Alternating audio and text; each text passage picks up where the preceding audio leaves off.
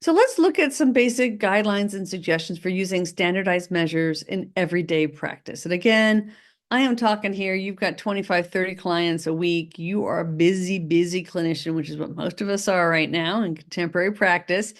How can you still integrate this into your practice? So the first session was when most of us, I would say, use standardized measures, and it's a great way to get an initial measure of symptoms, what symptoms are a problem and how well are they functioning. And we'll go over some examples. And then generally in a practice setting, unless you're going to be using in a standard outpatient setting, you're going to be using super brief measures that are less than 5 minutes. I prefer ultra brief. We'll go over a couple of these here that take 1 to 2 minutes to complete is I think what most of us should be using in outpatient practice. You know, typically you only see longer ones in in when it's really clinically appropriate in a unique setting, and it needs to be more explained to clients. So like inpatient settings or intensive outpatient settings where you're often dealing with more severe, more complex problems. But anything more than 5 minutes is a lot to ask of a client. And so you want to be really careful. But if you're, in a setting where you're collecting data, you will, for a research study, that might happen. Or if you have a very specific population and problem, something like an eating disorder measure or substance use disorder, that sort of thing.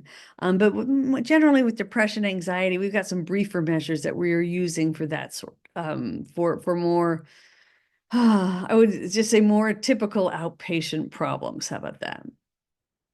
So some people will use these regularly, like every week, every month, or quarterly.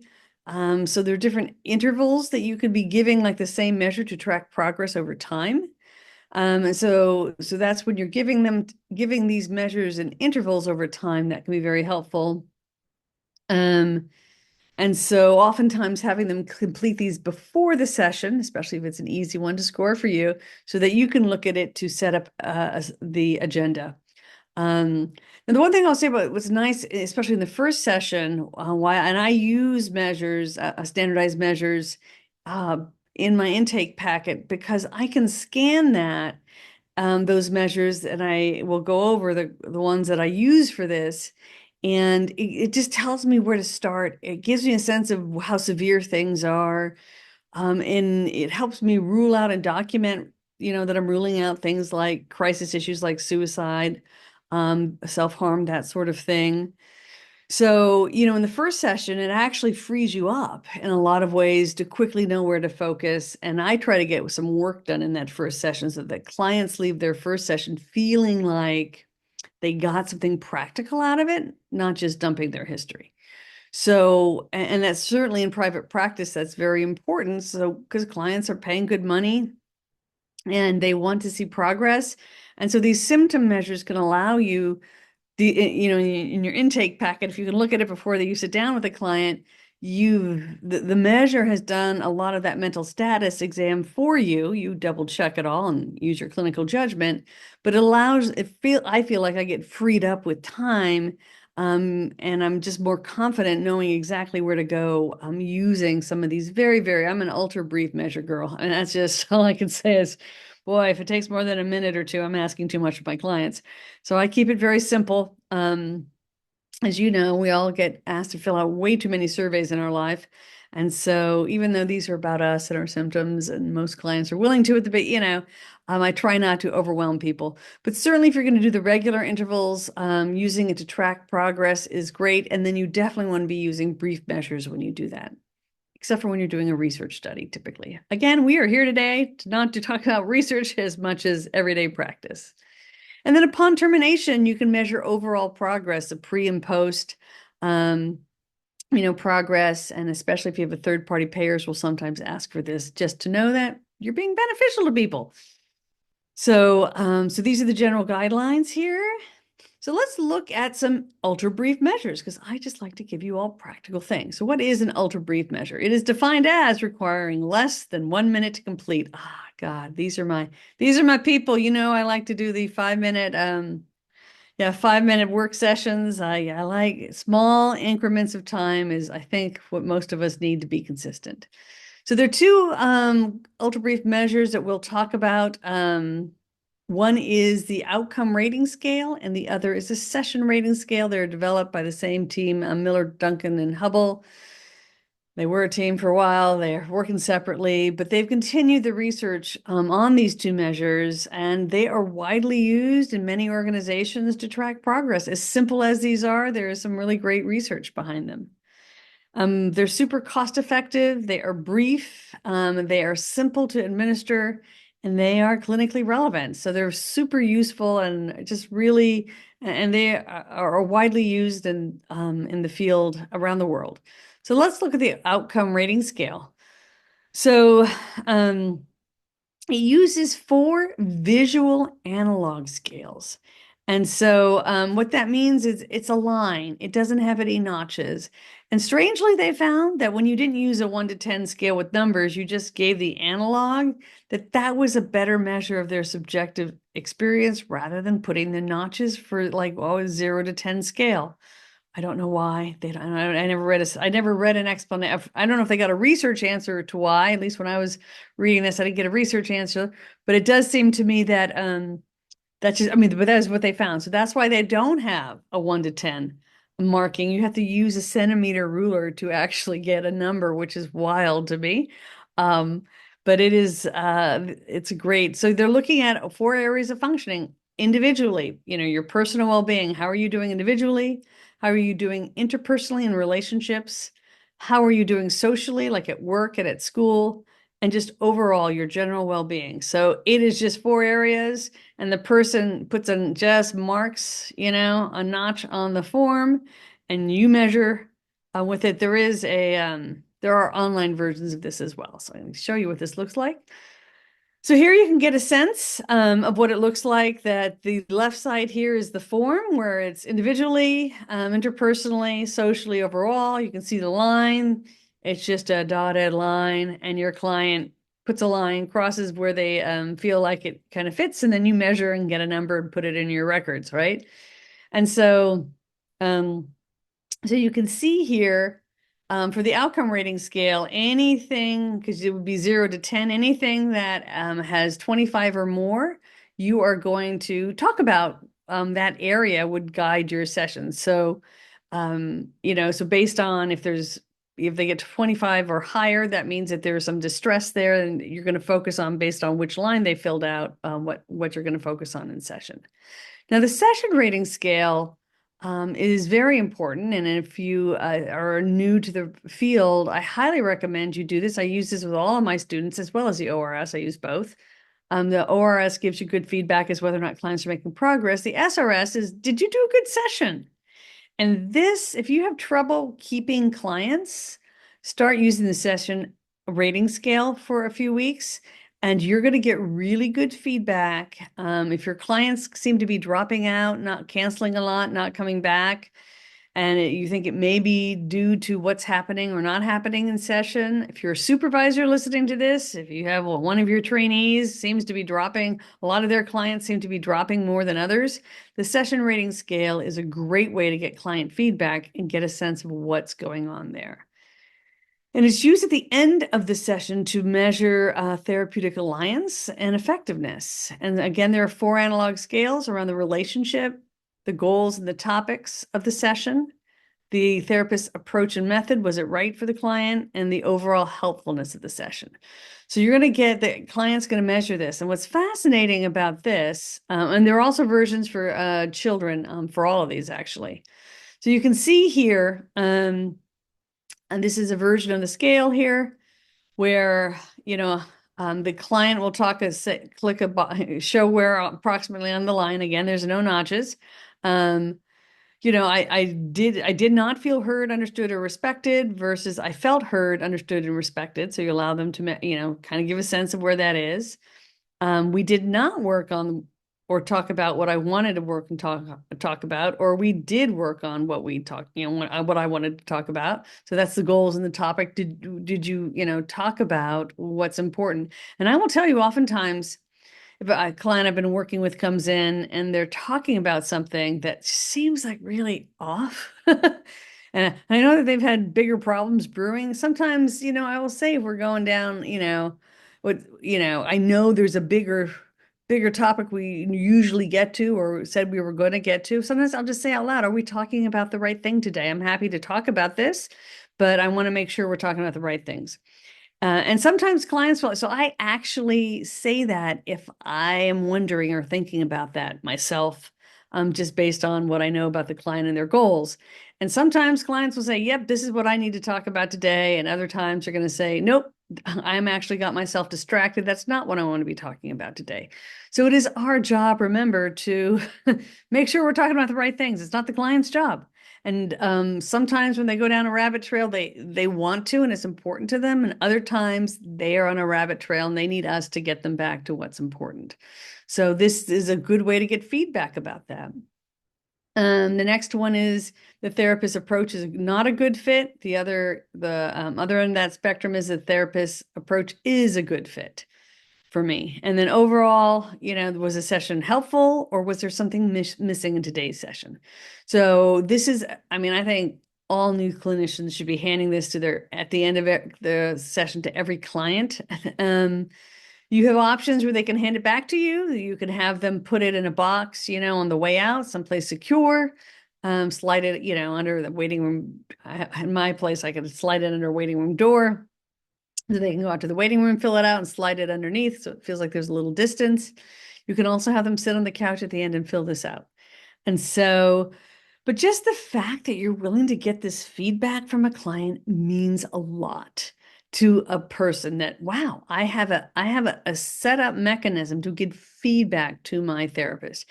And we're going to go back a couple slides here. You can see here on here where this is the, you'll see this is the accession rating scale cutoff is 35. So there's a total of 40 points on both the ORS and the SRS. And so over 25 on the 4 scales, right? That's where you're above 6, right?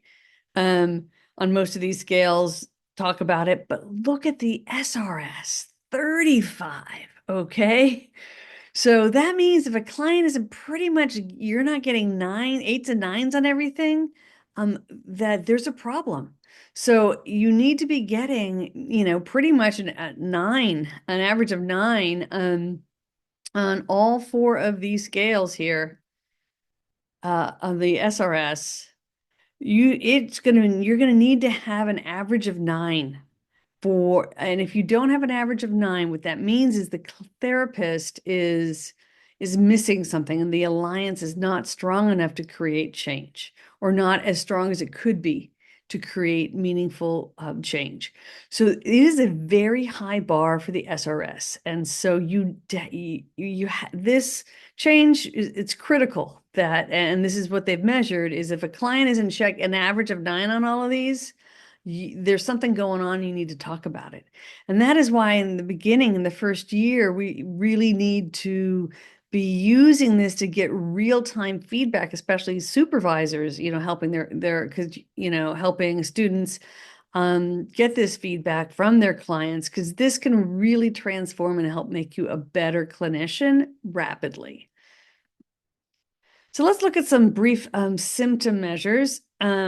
So these are generally considered less than 10 minutes to complete. They are affordable, easy to administer and score. And these are things like the outcome questionnaire, symptom checklist, brief symptom inventory. And there is the cross-cutting symptom measure, which I'm going to talk about, because the other 3, I believe, are all still paid. You must purchase them. But the cross-cutting symptom inventory was developed by the DSM task force, and it's developed by some of the top, folks in the world in terms of developing measures. And with the DSM-5, the American Psychiatric Association started publishing these for free, and giving these out for free. So the outcome questionnaire, the OQ, it's an outcome used widely. So many of you will be using this. It's in your clinical training sites. Or in your work sites. There are 45 items, generally takes less than 5 minutes. There are 3 subscales: symptom distress, interpersonal relationships, and social role performance. And you can see how these line up pretty closely to that ORS, right? There are youth versions, the YOQ that the parents can fill out, and there's another one for youth 12 ages 12 to 18, so adolescents can fill it out as well. Very commonly widely used questionnaire. There's a brief symptom checklist and the brief symptom inventory. And again, they're all looking, so this is helping you do your DSM diagnosis. They're looking for depression, anxiety, substance use, suicidal thoughts, that sort of thing. And a thing to remember is that sometimes someone will indicate their suicidal thinking on the form, and sometimes they won't. They will only do it verbally. So just because they checked it off, I never have suicidal thoughts on a form, doesn't mean they never had suicidal thoughts. It just means that they were filling out the form, the way they read that question, they either consciously chose to hide it because they weren't comfortable yet. They didn't know who would be reading this, right? And how it could be used against them. Or sometimes they just read it a certain way. And other people are more comfortable checking that box and expecting the therapist to look at it. And when asked, they get cold feet and they don't say anything. So again, we call it triangulation of the data and qualitative research, or where you want to ask from both sides. And so this is where it's really helpful, because sometimes when they see it on a form, they're more accurate or they're more willing to admit it. And sometimes when you ask them the questions, it's more accurate or they're more willing to admit it. Everyone's different. You don't know. So just because you have this standardized measure doesn't mean you have the truth, but you have a truth and you do have a mechanism that might be more comfortable for certain people than for others. And I really don't know if that's an interesting question. If there's been research done about whether someone might admit to suicidal thinking more, like who would do it more on paper and who would do it more face to face. I don't know if that's an interesting question. I don't know if there's a research study out there. All I can tell you is that someone has been doing this work for many decades. There are some people who will put it down on paper and not admit in person, and vice versa. So, so you want to be using these measures to just double check what they're saying, because it's interesting to see how these things align or don't. So yeah, symptom checklist, it's looking for mental health symptoms and the intensity. It's a 90 item test, so it's twice as long as the other one. And the brief symptom inventory is 53 items on a test. It's based on the symptom checklist, but it is briefer. Again, 90 is long. That's a lot of questions. We all got short attention spans. We all fill out too many surveys. So you really want to keep these things as brief as possible. They have 9 subscales and some global indices, and there are some ultra brief 6 and 10 versions to correlate to overall distress as well. So, you can see here that there is this trend towards moving to more brief measures. The longer ones are typically used in research, where clients might even be compensated either with free treatment or some kind of, I don't know, gift card or something at the end to go march through 90 different questions. Um, so yeah. And there's also, I'm going to show you this DSM cross-cutting symptom measure because I'm able to. The other ones are all copyrighted. And we'll look at this real quickly. So this is half of it. It's a 2-page survey. And so the DSM has these self-rated level 1, just means this is the initial one that you would give them. And if they score high in any of these, you would give them the level 2, which would go into very specific cross-cutting symptoms. And in my clinical assessment video, I go over the 13 different symptoms. Here, we're talking about how to measure. But here you can see on the first page, the question is very specific. In the past 2 weeks, how much or how often have you been bothered by the following problems? Little interest, feeling down and depressed, clearly the depression. Subscale, feeling more irritated, grouchy, or angry than usual, right? So that's irritability. Sleeping less than usual, but still having lots of energy. So now you can tell we're looking at manic scales.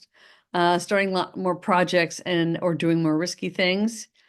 So you can see scale 4 is feeling nervous, anxious, frightened, panicked, avoiding situations. So that's the anxiety subscale. So you can see how this goes through, and the client's going to rate it 1 to 4 in terms of their thoughts, about where they fall on things. We can see question 7 is hearing things or other people that other people couldn't hear, such as voices, even when no one else is around. Feeling that someone could hear your thoughts, or that you could hear what another person was thinking. So these are the psychosis scales. And this is a good example where someone might be quicker to circle a 1 or a 2 on that than they would be if you say, do you ever hear voices? They might say no to that question just because it's anxiety provoking, and can be more anxiety provoking in person, where on paper, these questions are phrased in a way where you might get more of a response, right? So yeah, and then this is the page 2. So they've got the sleep, memory issues, obsessive types of things, feeling detached. It's the subskill number 12 here, not knowing who you really are, what you want out of life, or not feeling close to other people or enjoying relationships. That's actually for personality disorders. And that has been eerily useful and accurate to me. Whenever I think I have someone with either personality disorder or personality disorder features, this subscale, because those questions, I'm just shocked that they work so well, but I will just tell you, they work pretty well. And then the last one is about substances. So yeah, so you can see it gets information. It's 23 questions, right? It's a minute or two.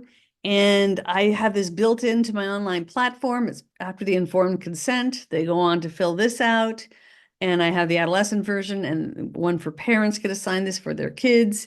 And so you get a lot of information. I can look through this through the 13 major cross-cutting symptoms, and to get a sense of, before my first session, where do I need to be asking questions?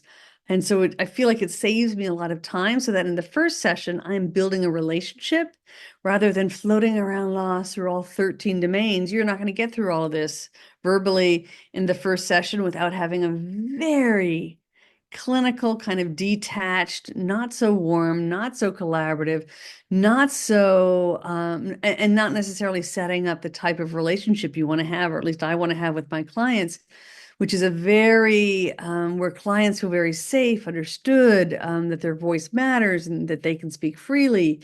And so using this measure allows me to document very clearly for my records that, where they are with their symptoms. I can follow through these various areas, and then have more freedom in the room and provide better clinical services. I don't know how else to describe it. Okay. We'll look very briefly at couple and family measures. So the dyadic adjustment scale it's one that is open source. I guess it was published in a journal article. So we didn't call it open source back in the day. That's what I call it today. But it measures the quality of the relationship. So this is the measure I use with my couples because it is widely and freely available. And it's used to measure overall satisfaction. And it's always very fascinating to see where couples align or don't align. You get a lot of information. As a couples therapist, this is the one I think is really useful about where people are at, who's in this relationship, who's out, how severe is it, how bad is the conflict.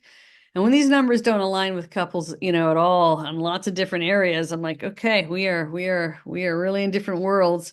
And so, but it helps me know where the landmines might be. And so it really gives you a running head start when you're walking into couples sessions, which I believe can be the most challenging types of work. There is the Locke-Wallace marital adjustment test. It's there's a brief version. And it measures overall marital adjustment.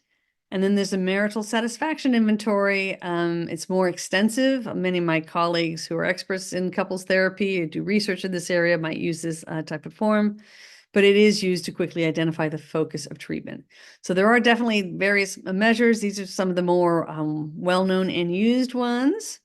In terms of family measures, so there is a systemic assessment of the family environment that looks at the family structure and interaction processes over the last 3 generations. So it's pretty comprehensive.